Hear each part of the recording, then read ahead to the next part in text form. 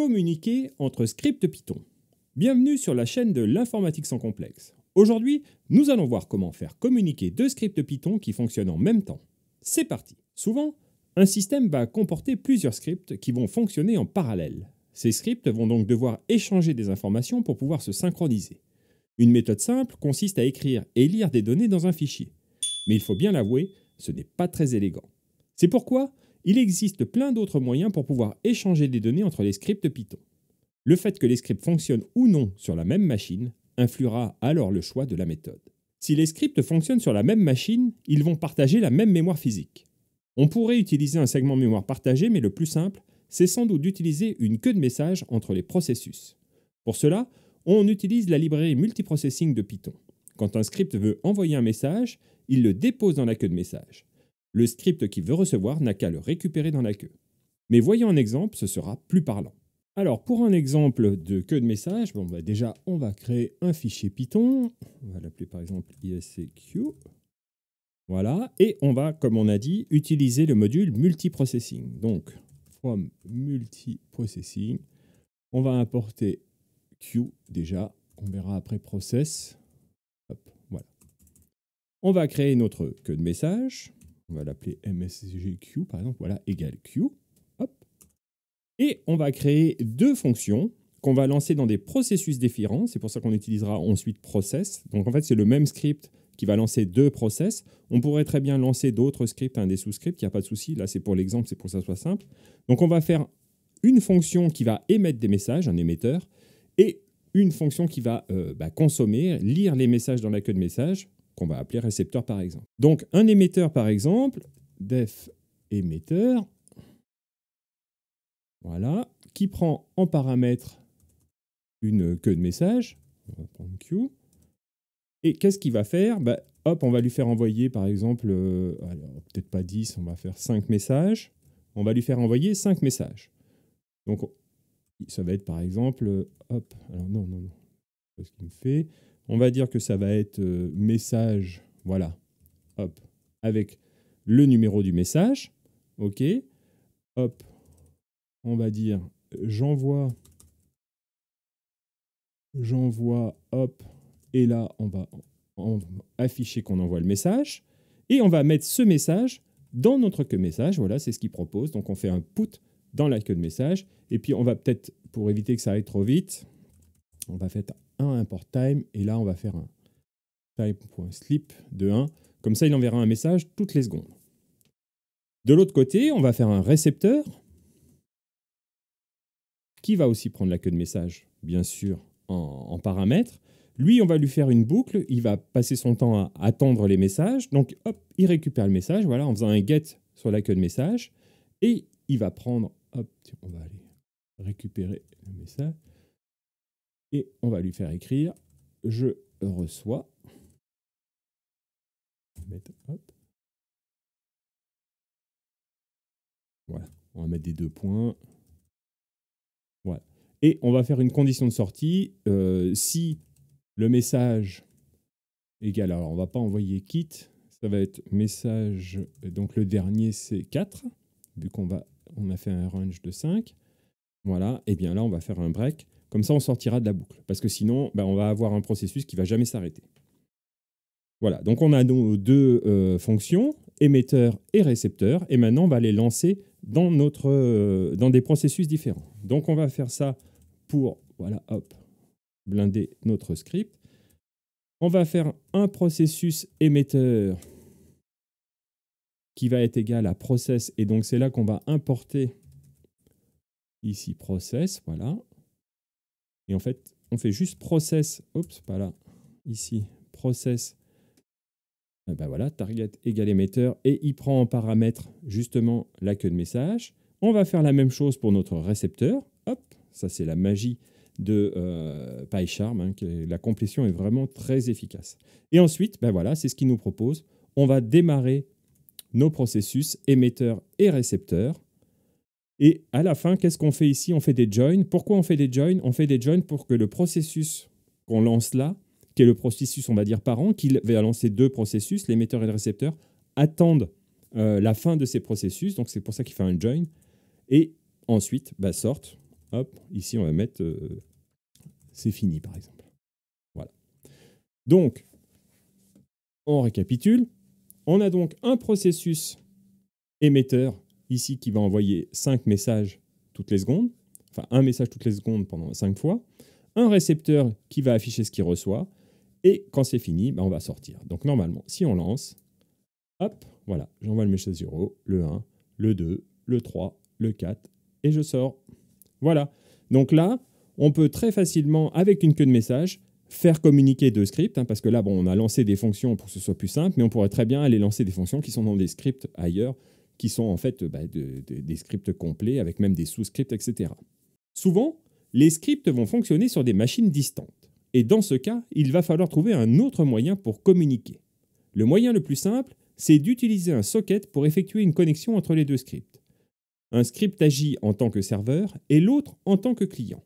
Pour échanger des données, on commence par ouvrir une connexion que l'on utilise ensuite pour communiquer. C'est un peu comme une queue de message, mais l'avantage, c'est qu'on peut le faire d'un bout à l'autre du monde. Voyons comment. Alors, si nos scripts sont séparés, eh bien là, on va utiliser des sockets. Donc, là, on va faire différemment. On va faire deux scripts, même si on le simule sur la même machine. On va faire un ISC TCP, parce qu'on va faire du TCP/IP, hein, en fait, 1.py, qui lui va être le récepteur de nos messages. Donc, pour ça, on va utiliser la librairie socket. On va faire notre sock, on va l'appeler sock, égale socket.socket. Ensuite, il faut donner le domaine pour dire que c'est de l'AFINet, de l'IP, et sockstream pour dire que c'est du TCP. Ensuite, on va faire sock.bind, c'est-à-dire qu'on va s'attacher, donc là on va mettre localhost, hein. Hop. Localhost, voilà. On va s'attacher à l'interface réseau. Donc, si vous avez plusieurs interfaces réseau, en fait, vous pouvez n'écouter que sur une seule interface en spécifiant ici l'adresse. Et puis, on va mettre un numéro de port. On va mettre un 2, 3, 4, 5, par exemple. Hop. Alors, le numéro de port, c'est sur 16 bits, hein, donc c'est compris entre 0 et 65 535. Et puis ensuite, on va faire un listen, c'est-à-dire qu'on se met à l'écoute. On écoute, on attend. On va récupérer alors les connexions, et pour ça, on va utiliser accept. C'est-à-dire que dès qu'une machine va se connecter sur nous, on aura ici la connexion correspondant à ce qu'on reçoit, et l'adresse de connexion. D'ailleurs, hop, on peut faire avec la connexion. Hop, on peut afficher which with. Voilà, print. On va afficher connexion 2 et puis on va mettre voilà établi en français. Hop, oui. Il faut des parenthèses. Voilà. On va récupérer les données. Donc les données, voilà, hop, on fait receive, RECV, et entre parenthèses, en fait, on donne le buffer de données qu'on veut recevoir. Donc là, on va mettre 1024, 1 kg, parce qu'on ne va pas envoyer beaucoup de données. Et puis on va imprimer, ce qu'on a reçu. Donc hop, voilà, hop, alors on va corriger reçu de point data. Voilà, donc là, on a notre serveur, il se met à l'écoute et il attend qu'on lui envoie un message. Et donc, on va créer un autre script qui, lui, va émettre un message. Donc, on va l'appeler ISC TCP2. Et lui, on va aussi utiliser socket, bien entendu. On va, pareil, créer une socket. On va l'appeler sock aussi, hein, égale socket.socket 2. Et voilà. On va faire un connect. Donc, c'est-à-dire que là, on va se connecter sur la machine distante. Donc, ici, c'est localhost et on avait choisi le port 1, 2, 3, 4, 5. C'est le port de destination. Quand on a une socket, en fait, on aura toujours 5 paramètres. L'adresse de départ, enfin l'adresse source, le port source, le moyen qu'on utilise pour se connecter, TCP ou UDP, connecté ou non, et de l'autre côté, une adresse de destination et un port de destination. Et le port source, en général, est donné par le système, c'est-à-dire que quand vous vous attachez à une interface réseau, le système, quand vous allez ouvrir une socket, en fait, va donner un port source. Par contre, le port destination, lui, il est fixe. Par exemple, pour du HTTPS, ça va être 443, HTTP 80, etc., etc. Donc ça, c'est ce qu'on appelle les one-non ports. Et puis, il y a aussi tous les ports que l'on peut utiliser au-dessus de 1024, qu'on peut utiliser semi-librement, on va dire, pour pouvoir faire tous nos serveurs, tous nos scripts comme ça. Et donc, une fois qu'on a fait ça, donc on s'est connecté, on va envoyer notre message. Donc là, on va faire un send all. Hop, envoyer tout d'un coup. Et on l'envoie en binaire et on va dire message de moi. Voilà. Hop. Donc, si... Alors là, hop, on va lancer un terminal. On va lancer ce premier script. Hop. Ah, alors, il n'est pas content avec le bind. Ah bah oui. En fait, il faut lui passer un couple. Hop, comme ça. Voilà. Donc, voilà. Donc là, le serveur est en attente de données. On va aller sur le deuxième. Et là, hop, IPC, j'ai mon script. Je vais juste lancer mon deuxième script, TCP2. Hop. Bah pareil, j'ai la même erreur, bien sûr. Hop, il faut que... Voilà, je le relance. Voilà. Et là, normalement, si je vais sur mon premier script, voir ce qui fonctionne, j'ai reçu un message de moi. Et je suis sorti. J'aurais pu faire un while true, etc. pour recevoir plein de choses, etc. Et on voit bien que je me suis connecté de la même machine parce que là, c'était un test. Hein. Le port, ça, c'est le port source que le système m'avait attribué, qui s'est connecté sur ce port destination, etc. Et on a pu ainsi échanger des messages. C'est exactement ce qui se passe, par exemple, quand vous allez sur Internet, votre navigateur ouvre une socket pour se connecter sur un serveur web et échanger des données. Eh bien, on peut faire la même chose entre deux scripts. Et là, l'intérêt, c'est que les scripts, ils peuvent être d'un bout à l'autre du monde.